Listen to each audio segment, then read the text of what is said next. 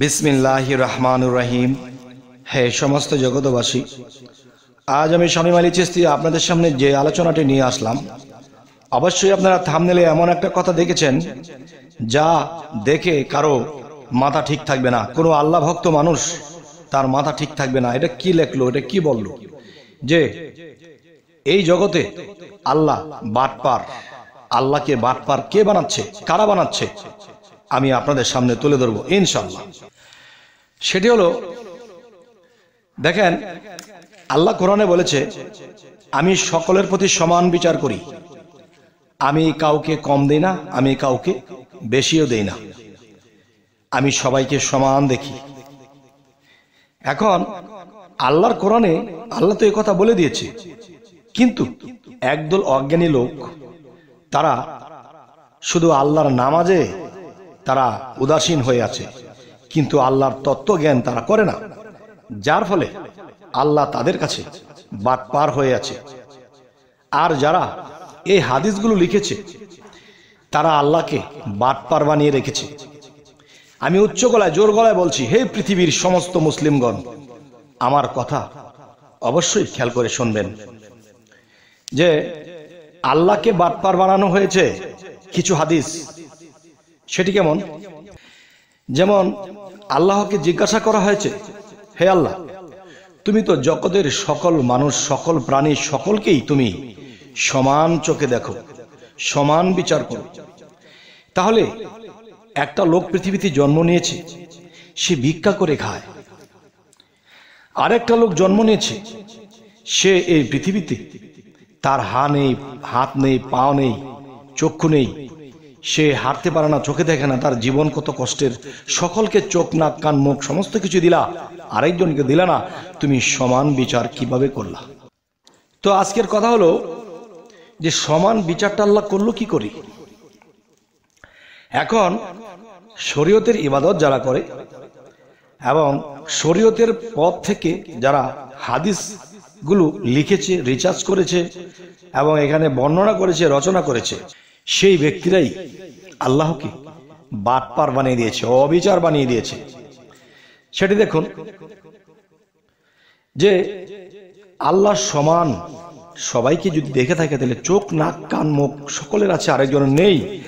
আরেকজনের ভাত খেতে ভাত পায় না, আরেকজনে ভিক্ষা করে খায়।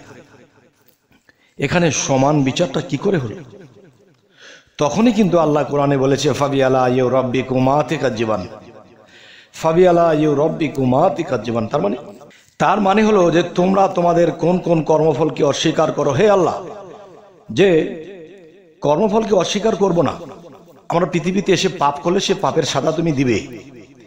কিন্তু একটা শিশু জন্ম নিয়েছে অন্ধ, কালা, বোবা, আরেকটা শিশু জন্ম নিয়েছে সে সর্বদিক দিয়ে ভালো আছে, তাহলে সে তো আর কর্ম খারাপ করেনি, সে কেন এরকম হয়ে জন্ম নিল? আর সে এত ভালো পরিপুষ্ট হয়ে জন্ম নিল।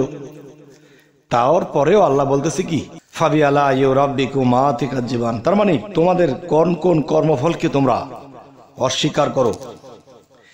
তাহলে মাত্র জন্ম নিয়েছে, এটা কিভাবে কর্ম খারাপ করেছিল? তাহলে বোঝা গেল মানুষের জন্ম জন্মান্তর আছে, সে পিছনের জন্মে তার পাপ ছিল, সেই পাপের খেসারত হিসাবে সে আল্লাহর বিচারে সে এই জন্মে জন্ম নিয়েছে। চক্ষু নেই, কান নেই, পা নেই। কেন? আল্লাহ কোরআনে এটিও বলেছে, তুমি যা করবে ঠিক তা পাবে। এখন দেখা যায় তুমি যা করবে ঠিক তা পাবে, তার মানে তুমি বিগত জন্মে কারো অন্যায়ভাবে কারো চক্ষু অন্ধ করে দিয়েছিলে, অন্যায়ভাবে কারো পা কেটে দিয়েছিলে, অন্যায়ভাবে কারো সম্পদ লুটে নিয়ে গিয়েছিলে, তাকে পথের ফকির বানিয়ে দিয়েছিলে। আর আল্লাহ যদি বলে থাকে তুমি যা করবা ঠিক তা পাবা, তাহলে তুমি যা করেছিলে এখন তুমি তাই পেয়েছো। তুমি কারো অন্যের সম্পদ লুটে খেয়ে তুমি তাকে গরিব ফকির, তাকে মিসকিন বানিয়ে দিয়েছিলে, এই জন্মে তুমি মিসকিনের ঘরে জন্ম নিয়েছো। সুবহানাল্লাহ। তাহলে আল্লাহর সঠিক বিচারে কিন্তু তার এটা হয়েছে। তুমি কারো চক্ষু অন্ধ করে দিয়েছিলে, সেখানে তুমি তার চক্ষু অন্ধ করেনি, তুমি তোমার নিজের চক্ষুটাই অন্ধ করেছিলে। কেমনে? অন্যের ক্ষতি করা মানে নিজের ক্ষতি করা। তাহলে এই পৃথিবীতে কিছু হাদিসের মধ্যে বলেছে যে একটা পুরুষ যদি আল্লাহর কামিয়াবি লাভ করে, আল্লাহর কাজ করে আল্লাহকে সন্তুষ্ট করে, তাহলে তারা মৃত্যুর পরে তাদেরকে বেহেশতে দিবে এবং 70টা করে হুর দেওয়া হবে। হুর হলো একটি ভাষা, আর এটার বাংলা ভাষা হলো কি? সুন্দরী, রূপসী দেওয়া হবে। তাহলে একটা পুরুষ যখন আল্লাহর কাজ করবে তখন তাকে 70টা সুন্দরী, রূপসী দেওয়া হবে। এবং নারীরা আমাকে প্রশ্ন করেছে ইউটিউবে যে বাবারে, এটা কি ধরনের অবিচার? কি যে একজন পুরুষ লোক যখন আল্লাহর কাজ করবে তাকে 70টি হুর দেওয়া হবে? আমরা যদি আল্লাহর কাজ করি, আমরা নারী মানুষ, তাহলে আল্লাহ আমাদের কি কয়টা করে পুরুষ দেবে? নাউজুবিল্লাহ, আস্তাগফিরুল্লাহ। তাহলে সেখানে 70টি দিয়ে দিবে, তাদের উপরে সন্তুষ্ট হলে আল্লাহ, আর নারীদের উপরে যদি সন্তুষ্ট হয় তাহলে 70টি পুরুষ কেন দিবে না? তাহলে এটা কি অবিচার করা হয় না? আল্লাহ এটা অবিচার করলো না? আল্লাহ এটা বাটপারি করলো না? আসলে বাবা, বাটপার হলো শরীয়তের লোকগুলো। তারা না বুঝে হাদিস পড়ে, না বুঝে হাদিস লেখে, তারা শরীয়ত করে যে আসলে শরীয়ত এটা হয় না। শরীয়ত করা তাদের হয় না। যদি শরীয়ত আসলটা বুঝতো তাহলে তরিকত বুঝতো, হাকিকত বুঝতো, মারেফাত বুঝতো। এখন দেখা যায় কি, সে কোনোটাই ঠিক মতো বোঝে না, যার ফলে তারা দুনিয়াতে যত বাটপারি চিটারি করতেছে। তারা আসলে একটা হলো কি দরবেশ, একটা দর্শে ভেষ। কেউ শরীয়তের ভেষ ধরে হাতে তসবিহ গুনে মানুষের ক্ষতি করতেছে, কেউ নিয়মিত টাইম নামাজ পড়তেছে, আবার তারা খারাপটাও করতেছে।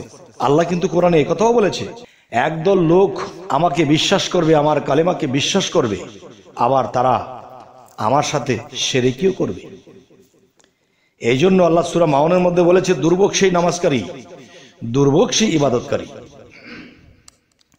যারা এতিমের গলা ধাক্কা দেয়, মানুষকে ঠকায়, মিথ্যা প্রবঞ্চনায় তারা ব্যস্ত থাকে। তাহলে হে সমস্ত জগতবাসী, আজকের এই আলোচনা কি কেন করলাম? কারা আল্লাহকে বাটপার বানাইতেছে? যারা জন্ম জন্মান্তরকে বিশ্বাস করে না, জন্ম হলে যে তার মৃত্যু হবে, মৃত্যুর পরে তার আবার পৃথিবীতে জন্ম হবে, এটা যারা বিশ্বাস করে না, তারা আল্লাহকে অবিচারক বানাচ্ছে। সেটা কিভাবে?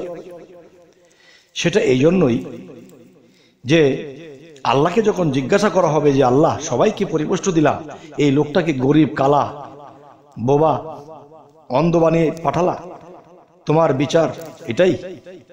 তখনই আল্লাহ সেই কথা বলে যে তার কর্মফলে সেটা হয়েছে। কর্মফল, সে তো মাত্র জন্ম নিল, সে কর্ম খারাপ করলো কবে?